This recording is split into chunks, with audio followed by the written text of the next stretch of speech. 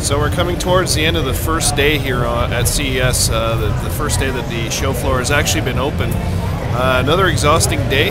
I'm here at the Panasonic booth, and just behind me there's some people who are watching the 3D TVs. We've heard so much about them, and a lot of the manufacturers actually have them on display, so it's not vaporware, it's actually real. These TVs really are coming.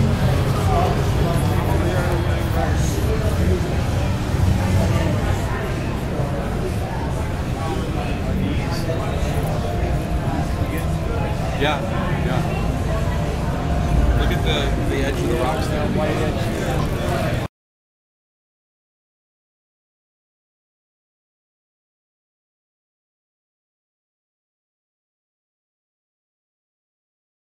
But take a look at this. You're able to see all the different layers of content. So instead of switching channels with the remote control, you're able to zoom in, zoom out, see all of the different programs that are available right here, literally, not at your fingertips, but right at your hand. Let me keep trying here.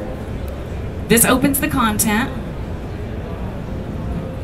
And then it goes back to your menu.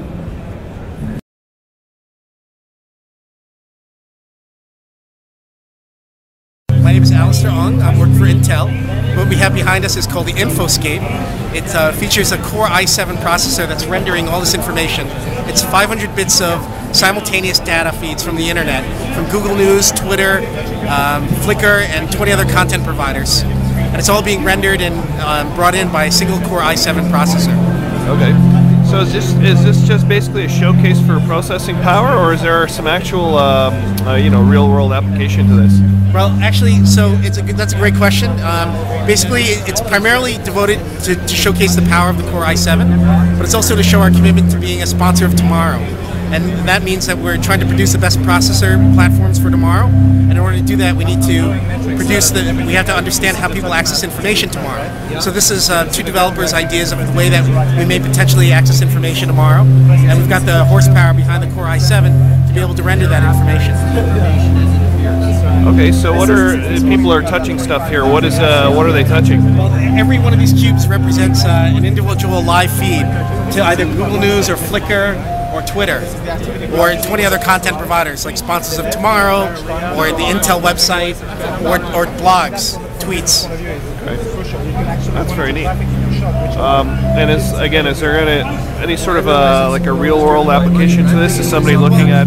So we've actually, in the course of today, I've run into about 400 or 500 people that have indicated that they'd like to use this for practical applications. We've got airports that want it for delayed flights. We've got Turner came to us and asked us whether or not we could use it for weather broadcasting, so they can determine real-time weather in Azerbaijan, San Diego, and New York all at the same time.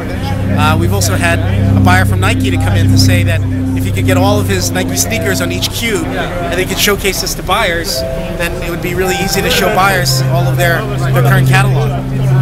So there's lots of real-world applications. I can also see it in the lobby of office buildings, which employees' heads rotating to determine which floor they're on, which office they're in. Hotels, event spaces, stadiums.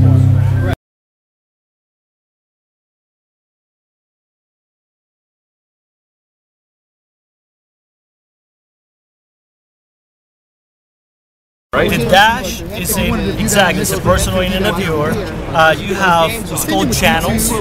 Within those channels, you can name them differently. If you want to place it next to your bed, if you want to place it in the kitchen, if you want to place it in the living room. Within those channels, you can add applications that are going to fit that channel. So if you have it next to your bed, what are you going to add? Oh, traffic update. You can add Facebook status. You can have your Gmail account.